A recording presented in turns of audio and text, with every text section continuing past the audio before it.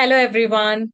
Welcome back to another episode of the Corporate Karma series. And today's topic is pretty close to every leader's heart, but something which quite often escapes our attention in the rush of daily work that we're all doing. And today, we are talking about the residue or the resonance, which means the invisible emotional imprint that we all, as leaders, leave behind in every conversation, meeting, or even moment of silence. I'll explain that to you. Have you ever felt that you were in a meeting room and once the meeting was done, you felt something was very heavy? You just think that the meeting went really fine. And that feeling of heaviness is what is called as the communication residue. On the other hand, have you ever felt unexpectedly uplifted even after a small hallway chat with someone who truly listened to you? That is resonance. So, residue and resonance. In this session, I'll take you behind the scenes of how workplace interactions are built bit by the emotional memory of the team. And you will learn what residue and resonance really means in leadership communication, how emotions are contagious, and how your tone shapes your team's behavior. The difference between clean and cloudy energy in the conversations, and how do you recognize when there's an unresolved tension which is silently shaping your team dynamics. And also, we will look at there are three ways to leading with resonance, which will be starting today. So, we will explore some real life stories, neuroscience, and simple rituals that can often transform your daily conversations into moments of true connection with your team members. And that's what all of us as leaders would like to have, right? Because culture isn't just built by strategy and the presentation decks, the numbers that you're presenting, but it is built by the energy that you leave behind every single time you have a conversation with your team. Every single time you are in a meeting with your team members, and every bit of every interaction that you're having with your team members. So let's quickly dive in. Let me tell you about a day which I still think about. It was a mid-year review. I was leading a small but a very tight-knit team. Everyone had been pushing really hard to meet a client deadline. The pressure was really high, but the morale seemed okay, or so I thought. One day I called in for a check-in just to take stock and realign. Nothing too heavy, right? It's a general alignment that you all have with a meeting. We went around the room and people started sharing their updates. So, what really happened was that some people smiled, some people nodded, and some gave that classic, yeah, all good kind of a look that they all give. And the meeting went fine, but I was feeling something off. One team member, let's call him Raj, looked particularly withdrawn from the whole conversation. So I asked Raj, "Hey, Raj, is everything good?" He said, "Yes, Kavina, all good, just tired." We moved on during the meeting. Later that day, he messaged me privately one on one. He said, Kavina, I didn't feel safe saying it earlier, but I feel completely unheard in our daily calls. I share ideas, they are ignored until somebody else says the very same thing. And that particular thing hit me really hard. Not because I was defensive, but because I genuinely had not seen it. I did not do it on purpose. And that is what is called residue. It has been building over weeks. And every time Raj felt dismissed, he said nothing. But what really happened? The energy stayed, and bit by bit, it started growing. And that is when, day by day, his enthusiasm stopped fading. He stopped sharing ideas. He even withdrew from the conversations, not because he was having ego, but plain simple because he felt dismissed. And suddenly it clicked. It wasn't the words in the room that mattered the most, but it was that energy exchange that happened and that lingered even after that conversation was over. And that was something which made him feel dismissed and not opening up in the meetings on a longer term. And that's when I coined the term communication residue. It is that emotional footprint a conversation leaves behind. It is the stuff that stays in the air even after the slides are closed, the call ends, or even that feedback is over. And sometimes the energy that we are talking about, the communication debt, the emotional residue that we leave behind need not be always heavy. It could also be uplifting, empowering, it could be healing as well, right? While we also talk about the other spectrum, which is like the silent tension, invisible resentment, unacknowledged pain. So it could be either side of the spectrum. And when we don't clear it, it becomes an emotional climate of the team. And that is what is going to become the culture of the team. And this is what I explore in my book called Corporate Karma, because at the heart of every leader, it is not just that strategic clarity, but also that energetic clarity that they should be having. The awareness with which they will have to look at how is the energy in the team. And you don't just lead through your words, but you lead through your energy, your tone, your aura. And communication residues is often that missing piece behind the team's misalignment, the burnout which could happen, the mistrust, the silent people in your meetings. In today's talk, we will go a little bit deeper into what residue actually looks like, how it builds even without a single voice being raised in the meeting, why some teams feel drained even when the communication is positive, and how to start clearing the residue with conscious intention. And yes, the good news is that we could start clearing the residue because your words end and your energy keeps speaking all the time. And let's learn how to make sure we always say the right thing with the right energy. So, next, I would like to move on to the next segment, which is the hidden science behind the communication residue. Because when we talk about karma, residue, all these terms, it looks more like a spiritual and more like an abstract terms. But I'd like to now come to the science aspect of it and speak about what is the science behind the communication residue. Why we remember how people made us feel and not what exactly they said. So let's pull the curtain back a little. Have you ever replayed a conversation in your head hours later, even though the topic was closed? Have you ever rehearsed what I should have said in the shower the next day? That what is going on in your mind right there is the residue. So, what really is happening is that your nervous system is still trying to process what your mind couldn't process in that particular moment.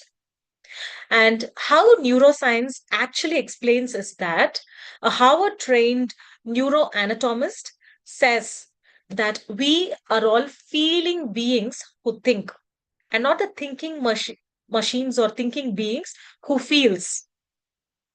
This changes everything in how we understand communication.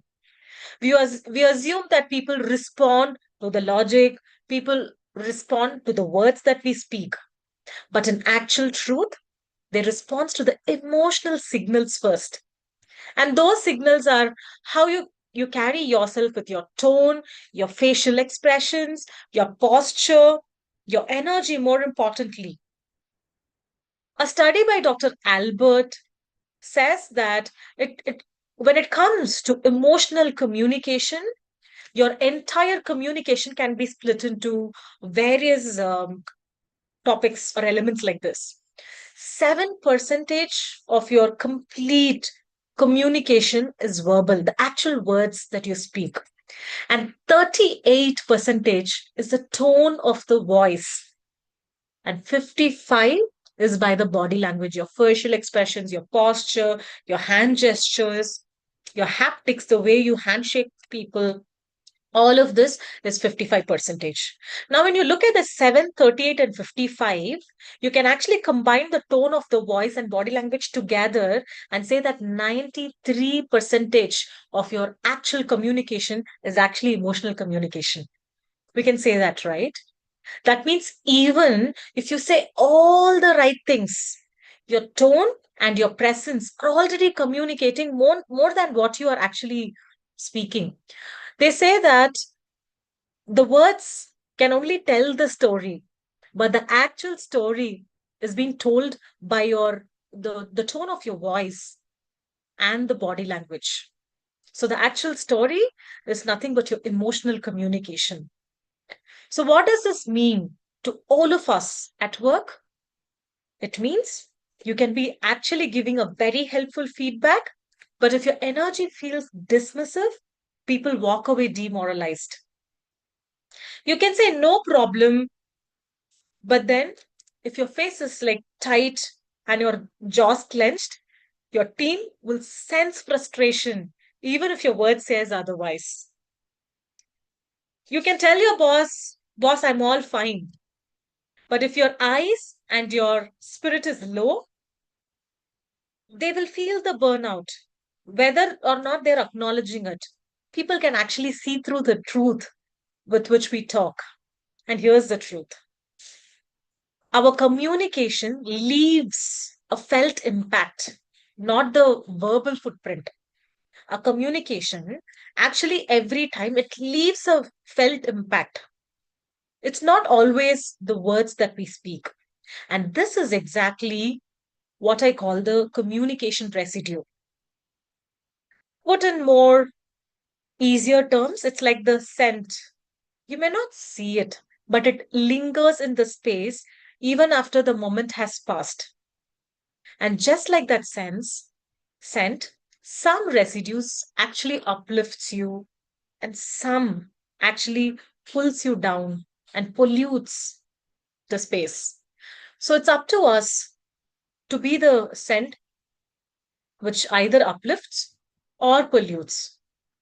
And all of that can be done very much from our leadership conversations. Now, here's where it becomes a leadership conversation, right? Leaders often ask, why don't people speak up? Why are they not giving me a honest feedback? And why does that the team feel low even when the goals are met? The answer is rarely about performance. The answers that you receive, if you check properly, it's all about the energy. Because communication isn't just about that message clarity, but it's more on the emotional clarity that we all have as leaders. What am I intending to say? What is my outcome? Is my energy aligned to what the words that is coming through?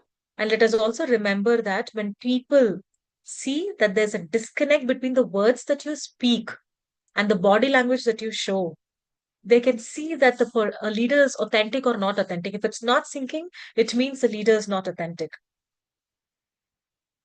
If you're not going to be conscious of the energy behind your words, you might unconsciously be creating a workplace where silence feels more safer than honesty, right? And that is why these are all indication that things are not going well in the team. That's why a lot of people feel it's better to be tight-lipped than actually open up and give a honest feedback to their boss, or the honest feedback about how the project is actually going on.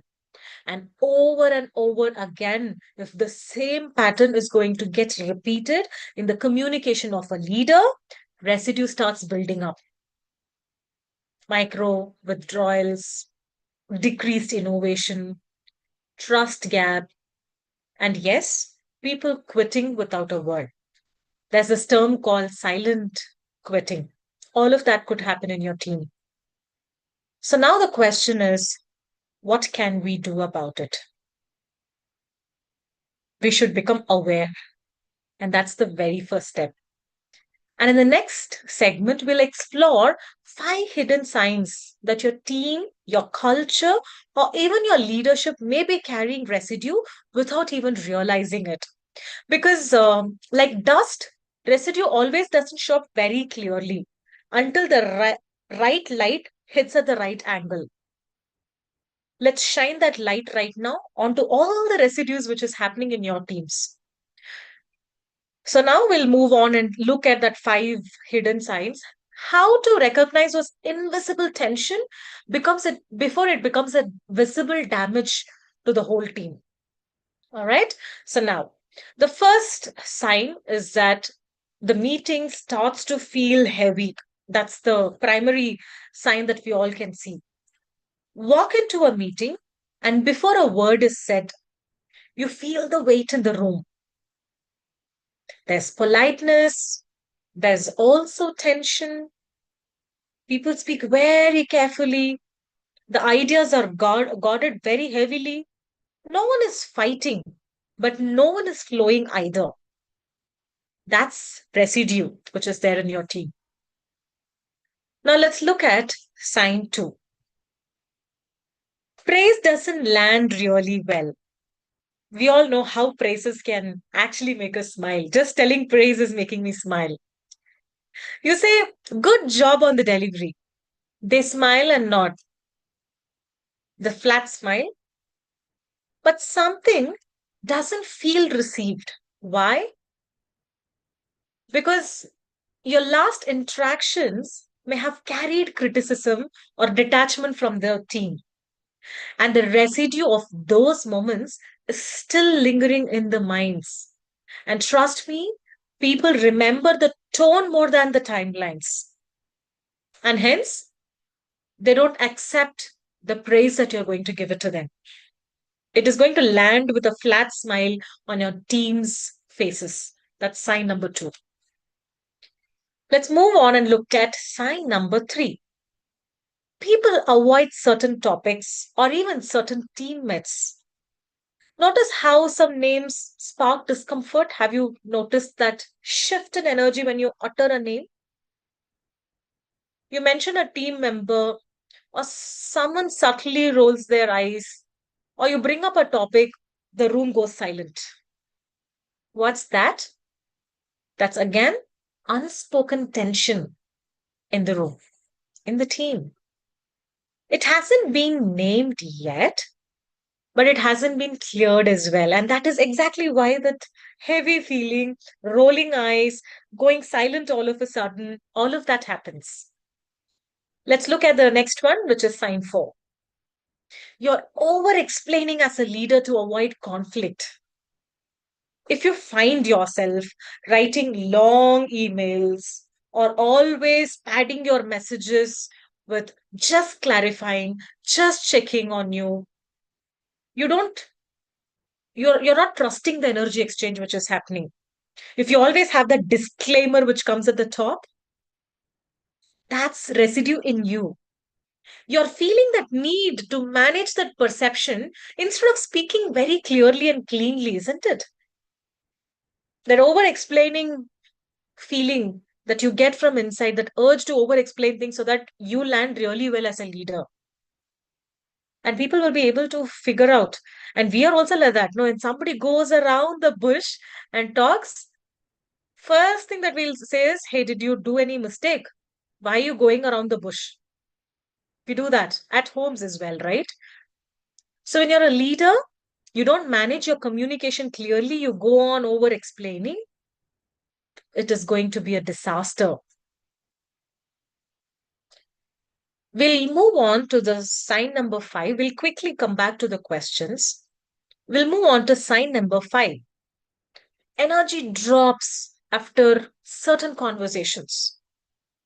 That one meeting that shifted that whole mood. You started your day very high energy, motivated, but one misaligned comment from someone, and boom, you're spiraling, you're second guessing, disconnected. That's the power of the communication residue. And it silently moves through the teams like that emotional static energy, which can actually be going through. Unless you, as a leader, consciously clear it, it sticks far beyond the moment, beyond that meeting that you're taking. So that's five signs for you to quickly catch that there is residue in the team. So let me pause at this moment and say this. Residue isn't always about what was said. Sometimes it is also about what was not said, like the idea that was ignored, the emotion that was not acknowledged, or the moment that wasn't repaired. Somebody said something, you nodded, you left. Remember the first example that I said? Raj was telling me that he felt dismissed, that sometimes when he comes up with ideas that I was ignoring, and second time somebody brought the same topic is when it landed on me. I didn't clearly speak anything, but that is again an emotional residue.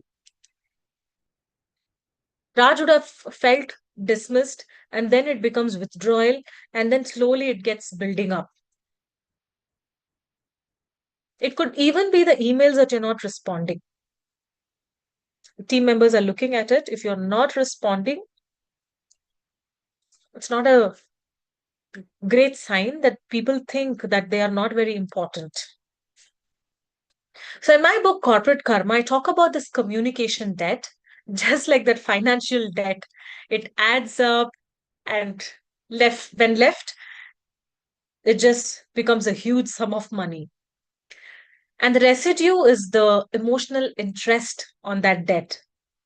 The longer you're going to ignore it, the more it costs for you. And the costs at workplace is the trust of your team, the morale and performance of your team. And that's really costly. But how about I say that there's a good news for all the emotional residues that we have spoken about? You can clear the emotional residue.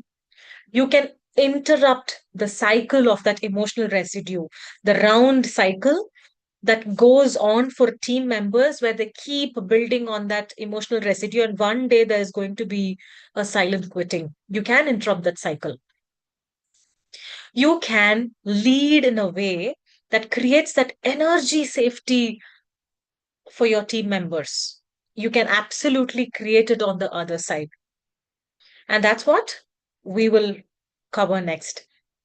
How to create and clear the communication residue, which creates that energy net for your team members. Simple rituals, habits, and language to release all of these tension and reset the team energy.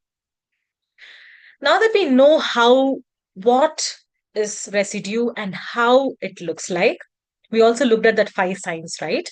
Now let's explore to clear that. The first step is understand that the residue doesn't clear with time. All right. It just clears only with a conscious attention that we will have to give. Just like me, just like you and I, we wash our hands every day, isn't it? We need to keep a check on our communication that also in your team members, where you clean it every single day or even regularly, especially when it comes to the high stakes situation that you're handling. So, here are four practical ways to clear the communication residue and create that energy net for all of your team members in your workplace. Let's start, right? The number one is close the loop. After an intense conversation, don't just say, hey, let's move on. Instead, try this. Say that I want to make sure that nothing is left hanging. Is there anything you felt or noticed that we haven't spoken about, and give people that space to speak. Giving people space to speak itself diffuses that emotional charge which is there after a heavy conversation. It tells them that, hey, you're safe to express your thoughts and emotions with me. And it prevents from keeping that emotional backlog with that person. So, number one, close the loop by giving space to people to speak, especially after intense conversations that you're going to have with them. The second one is to name the energy. We quite often speak about it in the emotional intelligence. The first step for self regulating your emotions is to be aware of your emotions. And that's exactly how it is important in our energy cleansing as well. Name the energy. Sometimes we can't articulate the issue, but we can sense that energy. Even if you can't name it, try saying that, hey, I'm noticing the mood feels off after our last exchange. Shall we take a pause and check in? This particular invite creates awareness without blaming someone. It's just telling that, hey, there's an energy which is off. Can we talk about it? We're not blaming anyone. We're not accusing anyone, but we're only acknowledging the energy in the room. And in doing that, you give the team the permission to come back into coherence, come back into the purpose of that meeting. So, what did we see? Name the energy. I'm noticing that the mood is feeling a little off. Do you want to take a pause and check in on that? That itself will work a lot of wonders. Now, third topic is to normalize the repair. We all mess up because we're all leaders, right? Not to be very perfect all the time. Even the conscious leaders will make mistakes. But the power is in how quickly, very cleanly that you can repair the mess that we've created, especially talking about the communication mess that we all make. What you can actually do is, as a leader, after the mess up, you could say, hey, earlier today, I was in a reactive state. I realize I may have left some bit of unspoken words right there. Actually, it was not my intention. And right now, I'm open to hear what you felt after that conversation. And then, boom, you've cleared the air. You've modeled a very healthy environment where the communication can actually flow in. All the blockages are gone, and then the communication flows very naturally.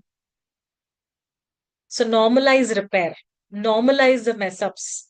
What's important is to acknowledge that I've messed up as a leader, but I'm open to clean the repair, to clean the residue that I've created, and open to hearing them.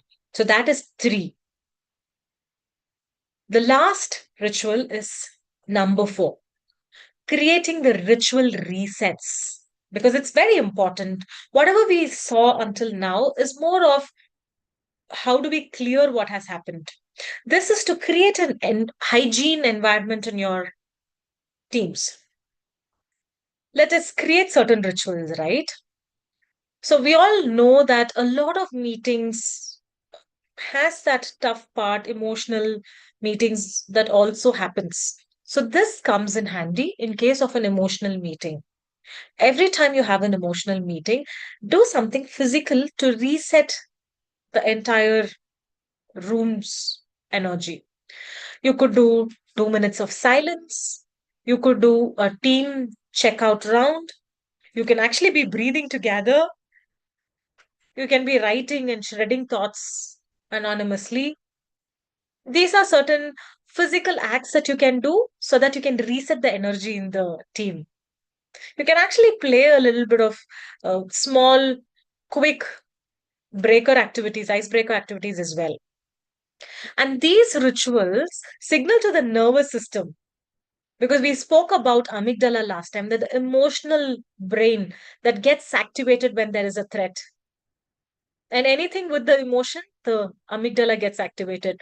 So, what we will have to do, and amygdala is not a great place to be in, right? It means the emotional brain is on and your logical brain is cut off. And that's not a great place where brainstorming can happen or any good performance could happen. So, as leaders, it is our responsibility to bring the energy back and get your logical brain activated. So, then using these reset rituals, create some for yourself so that every time you feel an bad energy or a heavy energy in your meeting room, you can actually play those few quick games with your team member so that the rituals signal to the nervous system that, hey, we are safe, we are seen, and we are very clean. And over time, what happens is that you create that energy trust with your team members. Even when something goes off, there's one person who'll stand up and tell that this is not feeling right. And which is very important for us to be actually creating a culture of trust within the team. Now, I want to talk about psychological safety. When we keep talking about the trust in the teams, one important concept is psychological safety. And when we are doing this particular reset ritual, and we by and large talk about the performance of the team, right? All of this energy net that you create for your team is nothing but it's going to create psychological safety in your team. What is psychological safety? Psychological safety is that comfort and trust that your team members will have in the team so that they can very openly speak. They feel the environment in your teams to be very safe, that they can speak about their mistakes. They can very honestly bring up points. There could be actually healthy arguments which can happen in the team. And that's where this technological disruptions, innovations all happen. Hence, psychological safety is super important. And psychological safety creates team performance. We must have heard about that high performing teams, right? The basic building block is psychological safety. And this is not something that I'm telling. Uh, the Google's own project called Aristotle, they did a lot of research and experimentation. They put people together. They wanted to basically see how high performing teams are built. So they did a lot of combinations of putting various different people, diverse people together. They did a lot of mix and match to see which is the best or high performing teams. And after that long experimentation that they did, they found out that the number one factor of high performing teams is nothing but psychological safety. The trust, the feeling of safe environment in the teams to speak up honestly, to speak up even when I have made a mistake. And I love this also a sample story that I've heard in one of the hospitals. They found out that repeatedly the higher number of mistakes done by the group of doctors is the most experienced and senior most doctors. And then they were finding it quite weird. How is that data shows that the high performing doctors are the ones making the highest number of mistakes? Can you guess why this could have happened? The truth is that the high performing doctors are the only ones who have that psychological safety to actually tell it out very loud that I've made a mistake.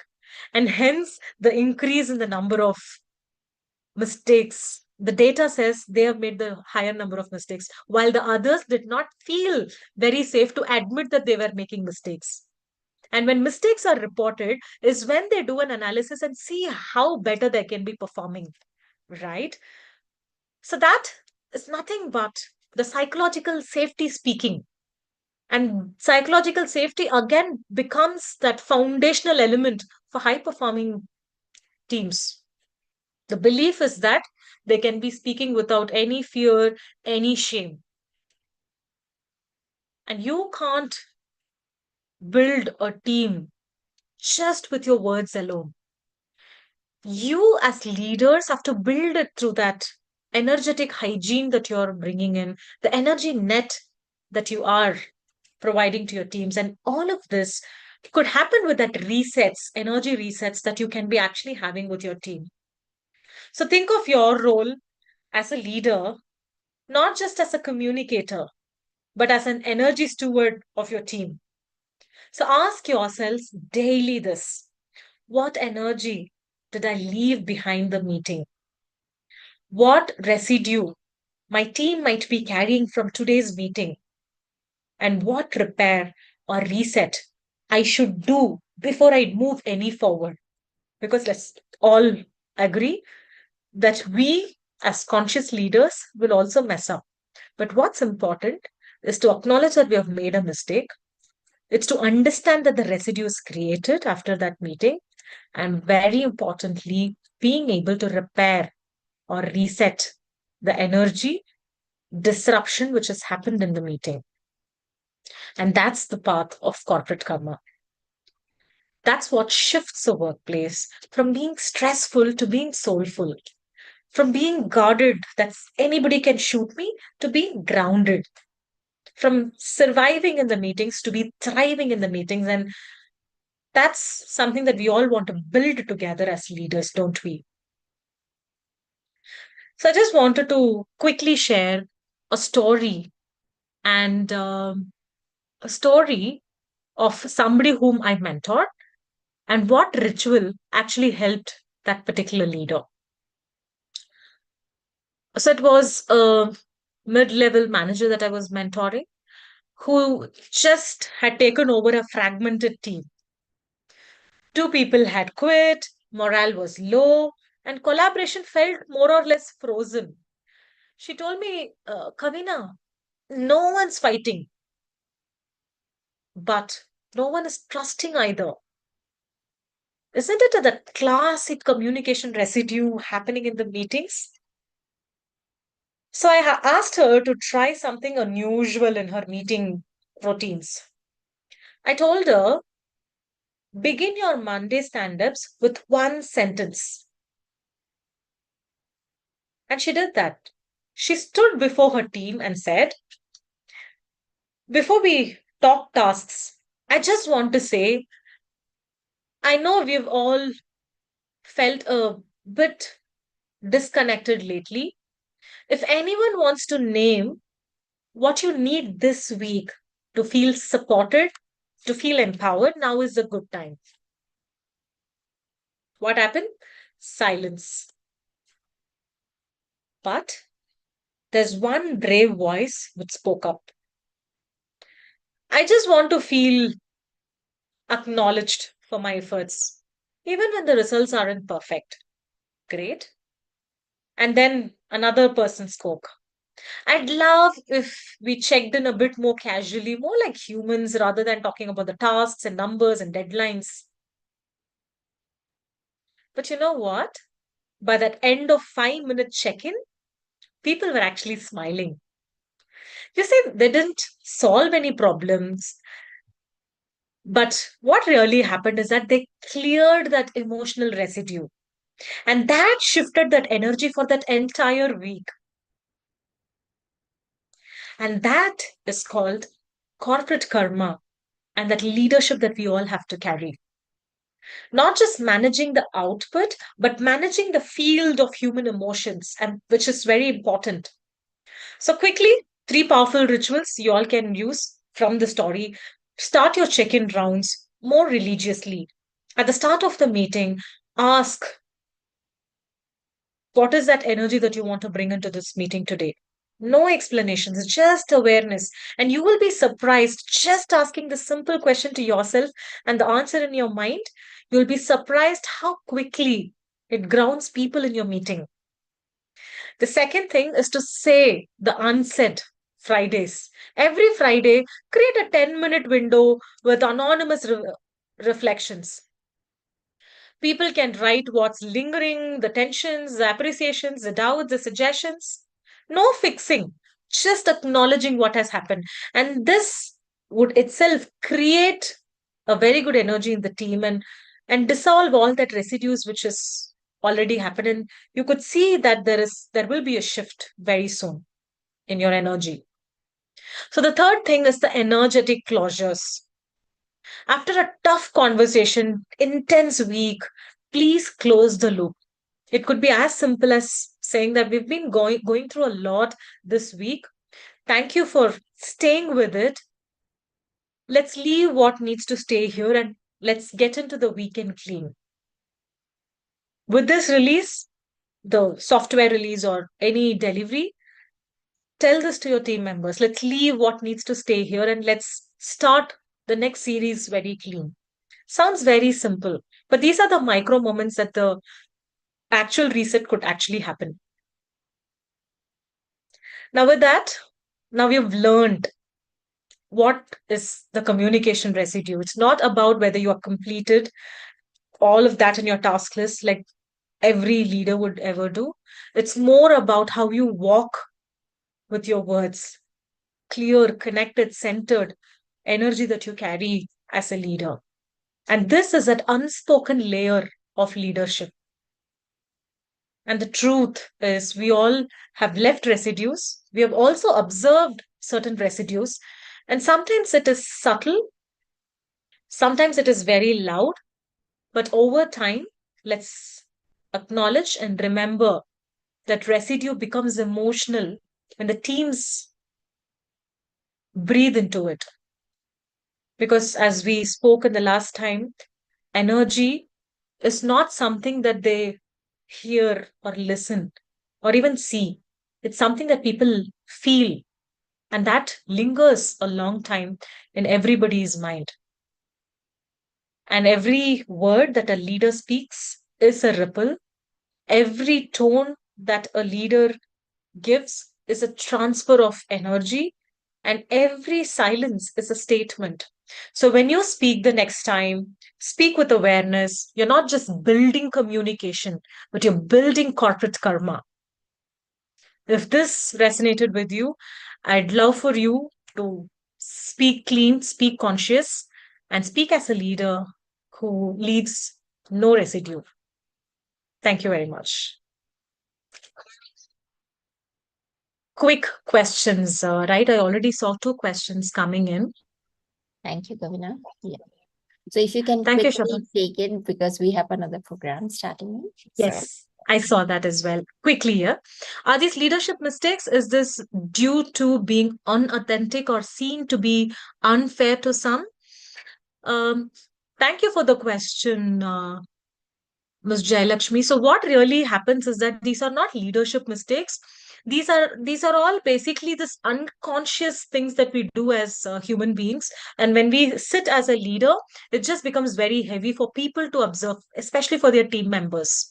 So my the whole idea of bringing this is to tell them that hey, you've been all subconsciously doing certain things. Now become more aware, become more conscious about how are you using your energy while communicating. And the unauthentic thing that I spoke about is what we have at the back of our mind is what will be delivered in the facial expressions or that 93 percentage of our emotional body language, right? So that's something that I wanted to tell, that in case your words and your body language is not matching, then people will see that we are all unauthentic leaders because we want to say something, but then uh, we wanted to say something, your words said something, your body said something. Could it be a case of leaders not listening attentively enough to mild, meek voices, or with people who are not able to articulate well, like in the case of Raj that you shared? Does it put the leaders on the defensive? Brilliant question. Thank you very much. There could be multiple reasons. Yes, whatever you have told, you've just nailed it there. That people with meek voices, mild, we often as leaders, we tend to overlook.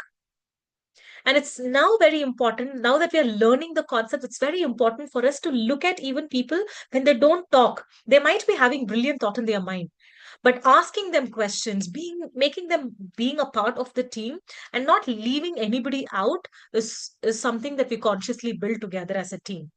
And Raj's case was that I overlooked because one time something came, okay, dismiss in the mind that, okay, this might not be a great idea. But the second time when it came to someone is when it woke me up as a leader that, okay, this might be an interesting idea. Maybe I should look into it. When two people said, I felt it more like a vote. But the actual thing is that for being said first time or second time, instead of dismissing in the mind, we should be acknowledging them. Thank you very much for telling that idea. Let's hold and hear from the rest of them and take a call.